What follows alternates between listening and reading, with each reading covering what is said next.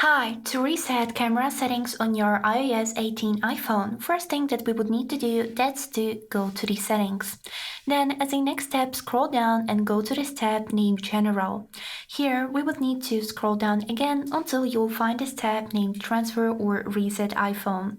So here we would need to click on this button Reset and then choose Reset all settings.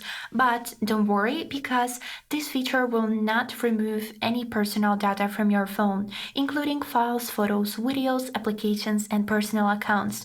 It will just reset all of these settings that you can find in the Settings app.